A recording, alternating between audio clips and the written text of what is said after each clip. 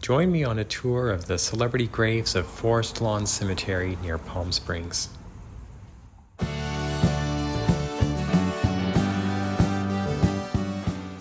Hey everybody, thanks for joining us here at Traces of Hollywood.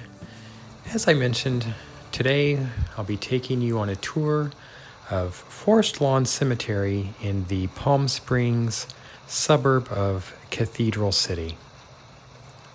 We'll start the tour today by visiting the grave of Irv Robbins. You'll recognize the Robbins name from the chain he started with his partner, the ice cream parlor Baskin-Robbins. His partner was actually someone that had married Irv's sister, and they had various ice cream parlors around the country and decided to go into business together, and they chose the name Baskin-Robbins by flipping a coin to see whose name would come first. If you've ever been to any of the other Forest Lawn cemeteries, notably the ones in the Los Angeles area, or if you've seen videos, you've seen they have lots of beautiful art done in this mosaic tile work around the different facilities. The next grave isn't actually a grave. It's what's called a cenotaph, and that is essentially a tribute or memorial in lieu of the person's remains, and it's for Rock Hudson and also for George Nader. Rock Hudson, of course, being one of the biggest male stars of Hollywood's golden era, seen there with George Nader. George Nader was Hudson's personal secretary from 1972 until Rock Hudson died in 1985. And between the two, you may have noticed the name Mark Miller, who was Nader's life partner. We'll go ahead and step through here, moving on to our next location, and somebody who's very special to me as someone who grew up watching 80s television, and that's Gavin MacLeod. Of course, he is probably best known for one of two roles, the first one being either Captain Merrill Steubing on The Love Boat, but also as the news writer Murray Slaughter on The Mary Tyler Moore Show. Right next to Gavin MacLeod is John Phillips, who was the lead singer of the band The Mamas and the Papas.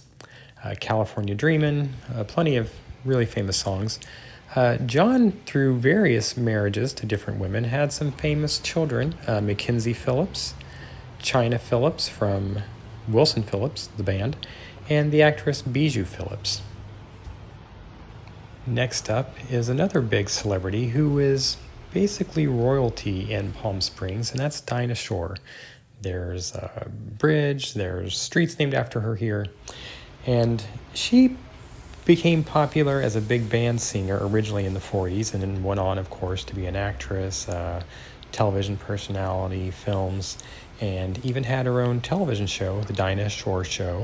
Maybe not as fortunate in love because she was married 4 times, but she did have a lifelong friendship with Frank Sinatra that she continued, and was a talented golfer. She was a sports broadcaster and broke that glass ceiling of being one of the first women broadcasters in sports. And here you'll see the Dinah Shore home, which I featured in some other videos. It's a stunning house, also very famous here in Palm Springs. And today, another big celebrity owns it.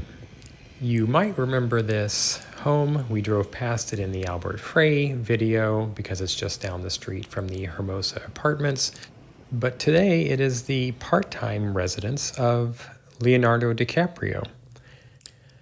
There are many, many notable properties and estates in Palm Springs designed by various high-level architects, and this one was created by one of them.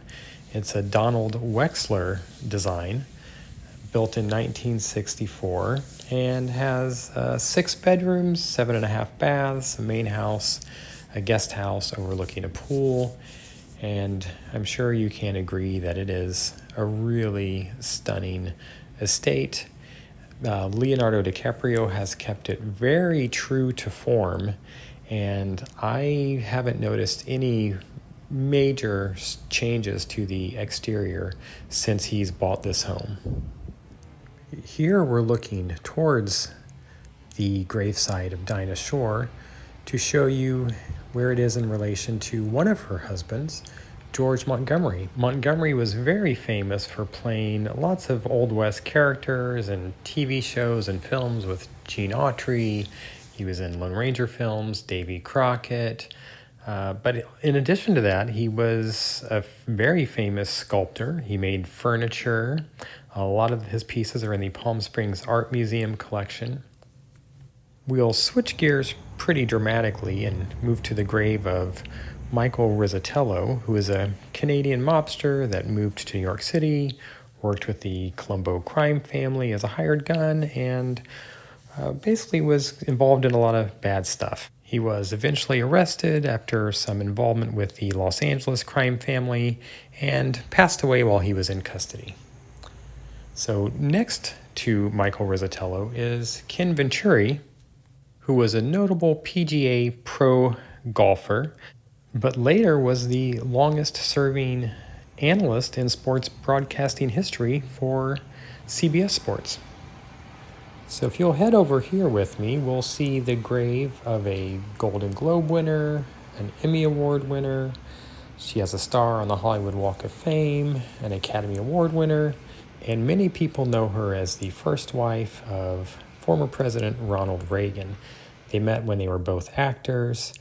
She worked with a who's who in Hollywood, everybody from Billy Wilder to Bing Crosby. She played the villainous matriarch Angela Channing on Falcon Crest. Near the end of her life, she became what's called a lay tertiary of the Dominican Order of the Catholic Church, which is essentially a nun, and she was buried in her nun's habit from the Dominican Order.